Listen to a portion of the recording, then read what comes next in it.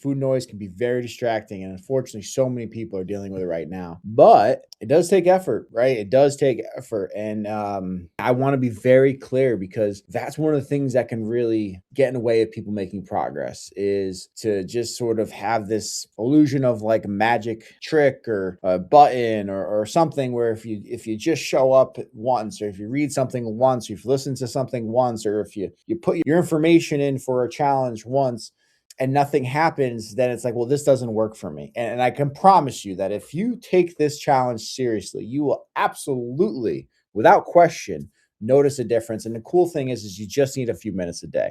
All right. And obviously, all of us are coming into this challenge at different points in our life. Some people have louder food noises than others. And so there's a whole lot there. So we are all different on that path. But without question, if you put a little bit of effort every day over the next 5 days, you will absolutely experience a difference. All right. So the goal here is to just sort of go over kind of like the lay of the land, so to speak, and then get into lowering the noise because that is ultimately why we're still here. And there's some very important things you guys need to know with that. So, what I want you guys to understand, maybe first and foremost, this has nothing to do with willpower. I know that sounds crazy, but it has nothing to do with willpower. Food noise is very common. It's not a character flaw, it's really a symptom, oftentimes, of some sort of unresolved, perhaps trauma, insecurity, failure from the past. But there's something connected there that is driving the need to make you feel like you need to think about food, whether that's the fear of gaining the weight back or overeating, whatever it might be.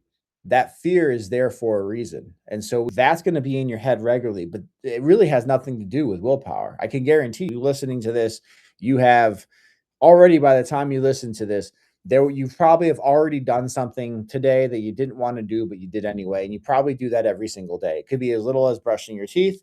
It could be something like anything to do with parenting, getting your kids ready, making sure they get out the door, packing their lunch, driving them to school, whatever that is.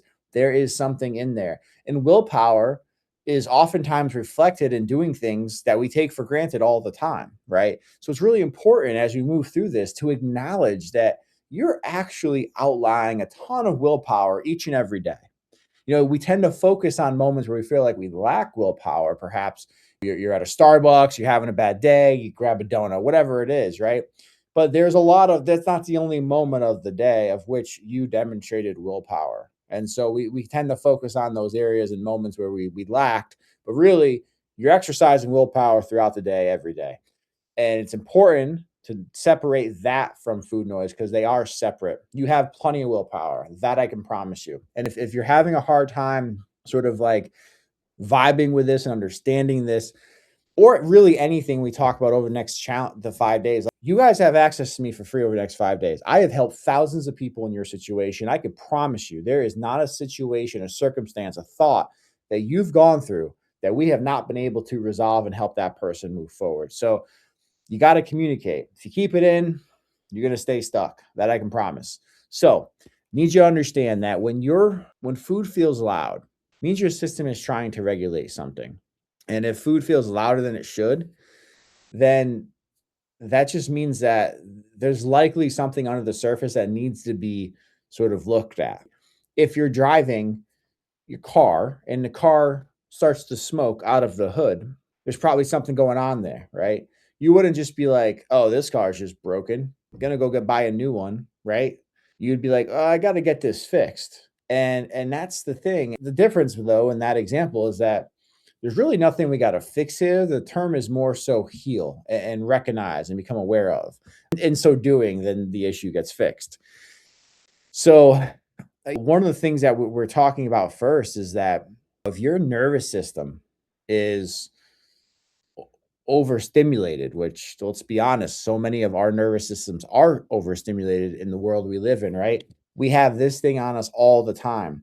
You may or may not recognize, but The notifications alone, forget about being on social media and seeing and hearing things that you were never intended to hear and see, right? When our brain was developing way back when, pre civilization, those early ancestors didn't have access to the entire world and the entire world's traumas in their pocket.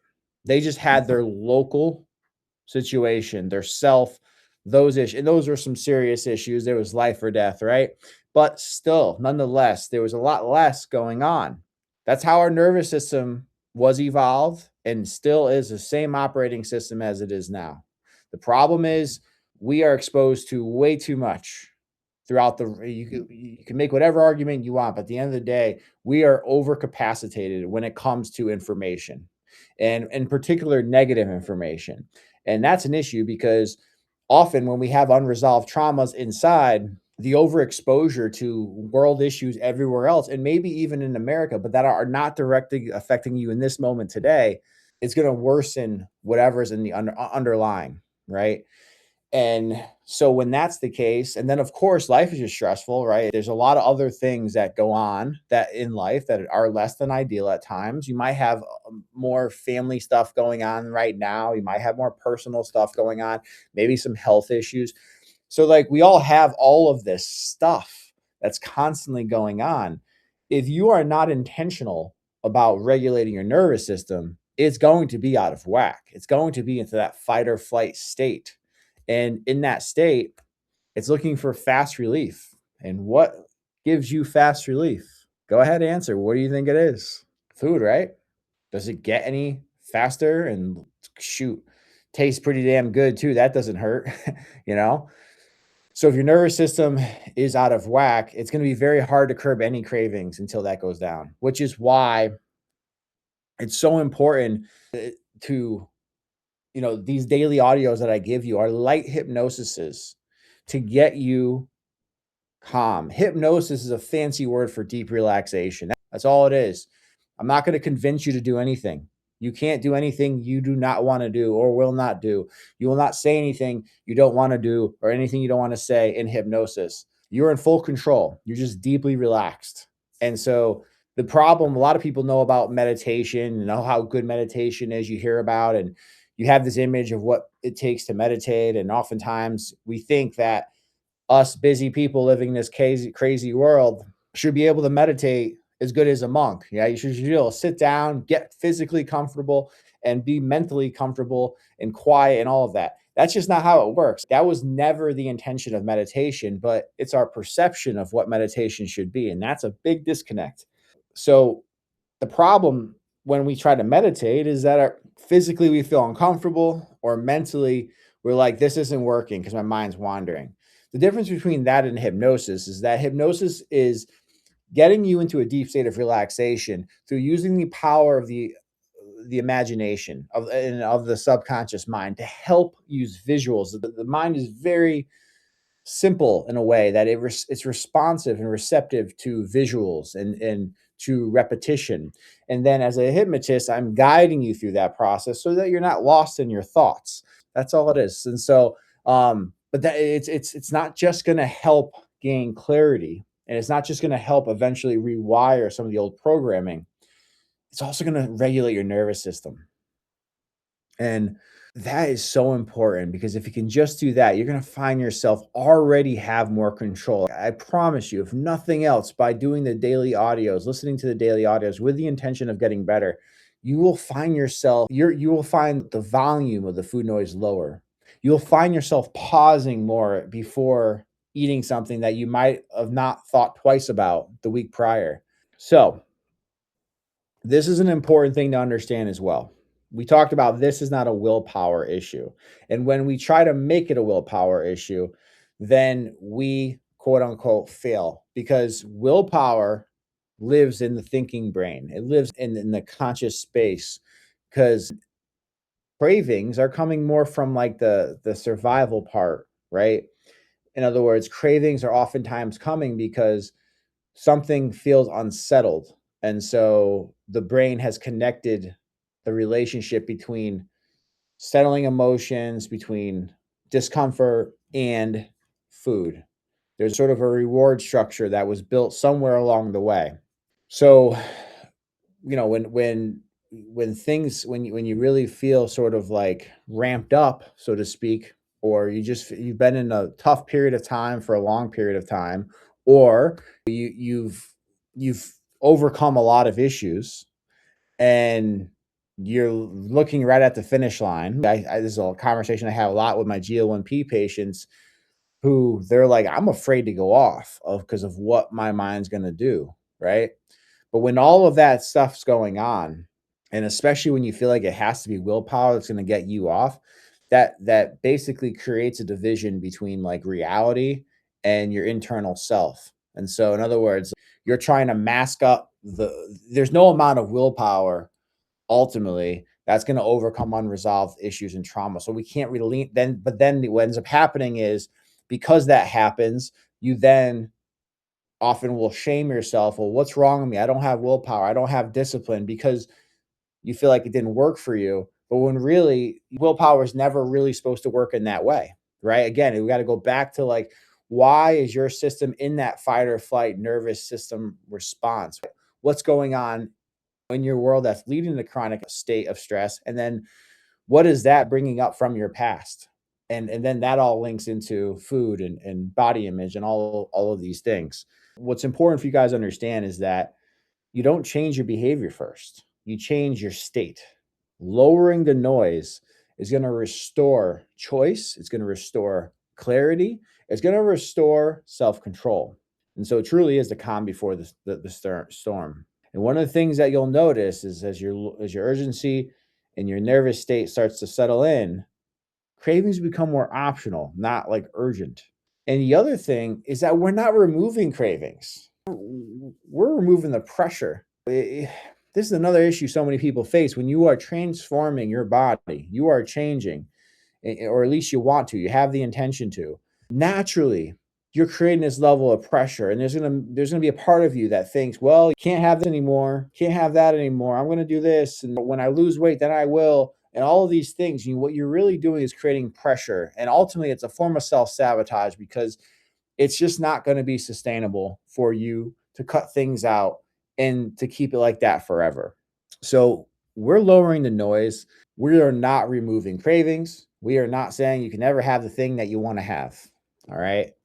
So really, what it looks like in real life, in terms of when the food noise volume goes down, is that it's still the craving's still going to show up, and that's a thing that is so hard for sometimes I see people try to understand as they're going through change. It's in a similar way, like, if you're working with a trainer and you're working out regularly when you don't have the trainer, at some point likely you're going to feel until you really start to make significant headway, you're going to start probably feel like you used to feel about fitness, like, oh, I can't do this, I don't want to do this, I don't have the energy, whatever else. And again, that creates the noise. But it's like, well, look, as somebody who I've worked out on average at least 4 to 5 times, and I'm not exaggerating, per week, or bragging by the way, but using this as an example, per week over the last 33 years, 23 years, sorry. I am 38. I started when I was 14. So 14, 15. So, but 23 years, okay? Almost most of those days, I did not want to work out. But I don't have that noise around, well, you don't want to work out, you can't work out, you shouldn't work out, whatever that self-sabotage is, because for me, understanding about fitness has been an important part of my life, but I've also had an understanding on it where that recognize that as a way out, right? As a way to help with things that I had dealt with in my life. And so I have a different relationship with working out. So as much as I don't want to work out sometimes, I recognize, well, if I go through the workout, I will be better off, right? And if I don't, I also understand that it's okay. I'm just going to start back tomorrow, right? But the point is that someone who might not have that relationship with exercise yet will feel the same way I feel day to day about working out. I don't feel like it, don't have time, yada. That noise is really loud for them. All right.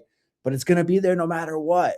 So the way to tone the noise down is just to understand I'm an imperfect human. I'm going to have thoughts that are going to distract me and sabotage my effort. That's okay. So what lowering the food noise looks like is when a craving shows up, it's not worrying about it. It's like, oh, okay, yeah, there it is. It's just going to feel less demanding. So don't be afraid and shocked when that craving arises, or that thought or that question or whatever your food noise looks like when that arises. That's a very this is such a subtle yet important thing. It's a part of being human. You realize you are going to have thousands of thoughts you don't want every day. You just don't focus on most of them. So something's an invitation for you to recognize that if I have a craving, if I have a thought, I don't have to go down that rabbit hole. I don't have to give in.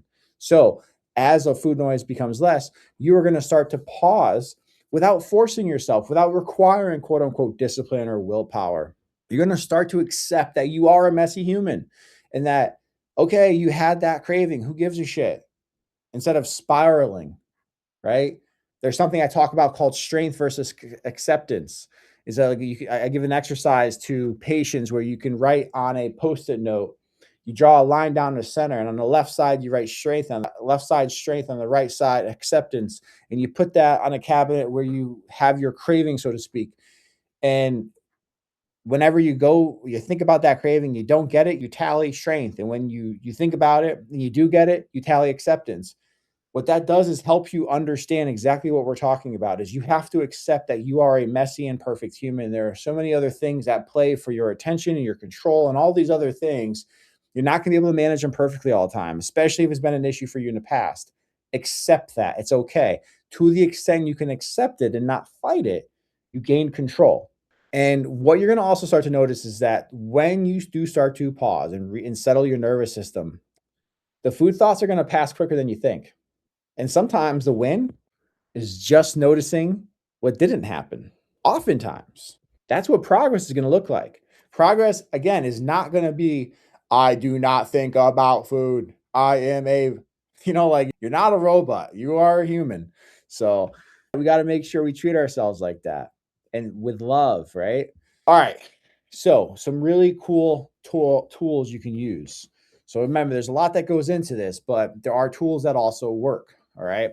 So cravings tend to peak and fall within 60 to 90 seconds. So pausing interrupts the loop.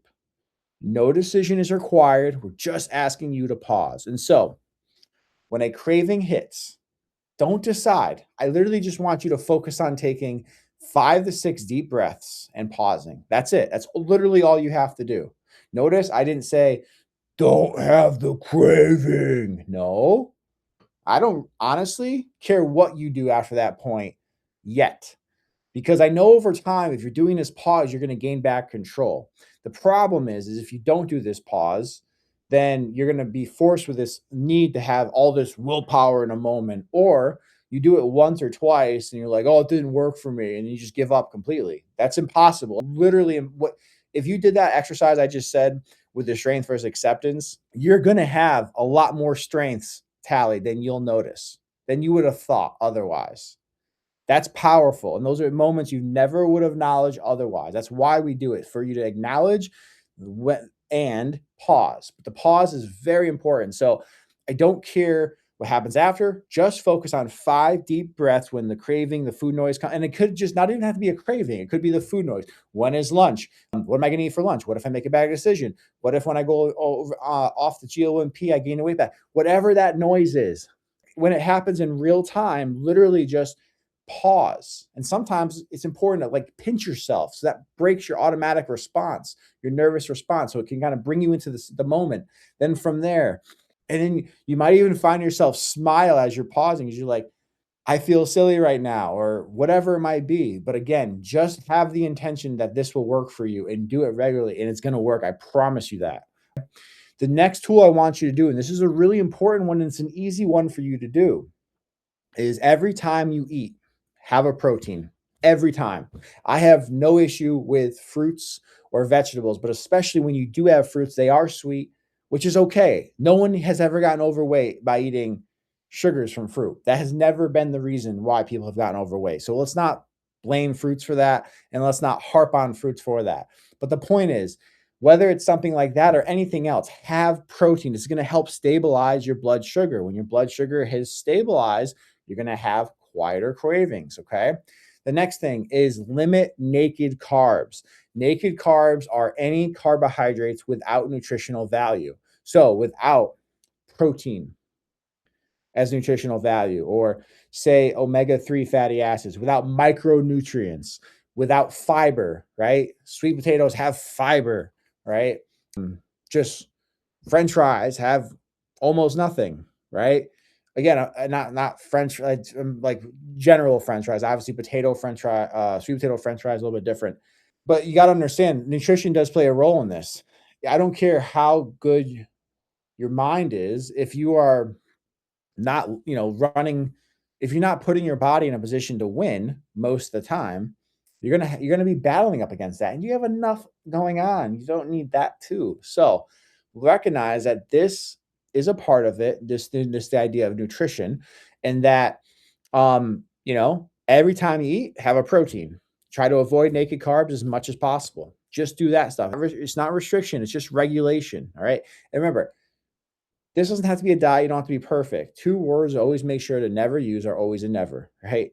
Because again, you're a messy, imperfect human like me and like everybody else who's ever existed. Get over it. Not a big deal.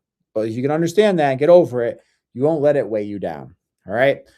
So let's get into a little bit of regulation exercise. And so if you are driving right now, then just listen. Don't participate per se. I want to make sure that you're fully focused on driving. Otherwise, I would invite you to just lay your hair down, drop your shoulders back, get comfortable, and ground your feet into the chair. And when you feel ready, you feel comfortable, let your eyelids shut. And we're just going to slow the breathing down. I want you to inhale through the count of 4 into the nose. 1, 2, 3, 4. And then I want you to hold your breath. 4, 3, 2, 1. And then slowly exhale out the mouth. 4, 3, 2, 1. Really good. Now, same cadence. Again, inhale through the nose. Calm, relaxation, inner peace. And now hold. You are in charge of your breath. You are in charge of your being. You are in control. Now, slowly release anything that no longer serves you. Just let it go. Just release it. Really good. Now, I want you to bring up a mild craving, or whatever it might be. And you know what? It might be a loud craving. Whatever comes to mind. There's no right or wrong answers. Whatever your mind gives you, whatever serves up on a platter, I want you to think about that. And now I want you to imagine your car stereo, could be your stereo at home, but the volume dial, like the old school, I'm talking like the big dials. I want you to visualize that dial. What does it look like? Is it black? Is it brown? Is there any color there? Is there something that indicates a negative and a positive, or a low and a high? Whatever that is, I want you to put your brain there. I want you to imagine it as if it was right in front of you. And now I just want you to see yourself with the craving in mind. I want you to see, go to that dial and just turn it down. That's it. All we're doing here is reclaiming space. That's all. And I invite you in the future where the voice gets loud, whether it's the questions of like, what's going to happen? What if I don't eat clean? What if I mess up? Whatever that is, just imagine a dial tone and just turn it down. And in so doing, you're creating space, therefore separation, and you're regaining control. So you can allow yourself to sort of like come to a little bit, smile. You just did something for yourself. Feel good about it. Any progress is progress. I always tell people something above nothing is progress, no matter what that form takes. And it could be anything. Anything above nothing is something. It's called progress. So give yourself credit for what you just did. And just like everything else, there's literally not one thing, if you're being honest, there's literally not one thing in your life that you heard once and you did it once and it was perfect, therefore after. Like, you didn't learn to drive that way. Certainly didn't learn to walk that way. We tend to forget that. But there's a period of time where you were falling quite a bit. You couldn't even crawl. What's wrong with you? You're human. That's like what happened to me and everybody else ever. Nobody came out of the womb sprinting, walking. No, that didn't happen. There was a process that took place. as with everything else. I'm sure you're really good at something. Maybe it's being a parent, maybe it's being a friend, maybe it's good at your job. I don't know. Maybe it's good at your hobby. Maybe you know all the stats for the Giants. I don't know what it is for you, but you're good at a lot of things. But whatever it is that you are good at, if you're actually going to be objective and honest, if you looked at it, you'd recognize that you didn't just get good at that thing. It took attention, it took focus, it took time. So just remember that as you move forward, because it's really important. All right. So as we're wrapping this thing up, don't try to be perfect. Don't test yourself and don't judge what comes up. Don't judge what happens. Your job today is only start to notice the differences. Start utilizing the pause. Listen to the audio that I sent if you haven't already. Awareness beats effort every single time. So it's like, how do we create awareness? We regulate your nervous system. We install the breathing before we eat, right? We think about the way foods will affect us, i.e., you probably haven't thought about naked carbs before and how that affects your blood sugar and therefore your cravings, right? So having the awareness of what you're putting into your body and what you're putting into your mind and what you're allowing to stay into your mind. And so I would invite you, after you listening to this, I want to hear from you. And maybe do this at the end of the day today. Did you feel even slightly different in any way? Was there something that was said or something that was done that you did along the lines of this program that made any slight difference? Was there a moment where the food noise felt quieter? Think about it. Let's say if your kid was struggling with confidence and he was the worst athlete on his team, I know you love him, but let's just be honest. Let's say he was the worst on the team. And everybody else is sort of having wins around him and hitting the ball and catching the ball and doing all this stuff. I would hope as a parent, let's use the case of baseball.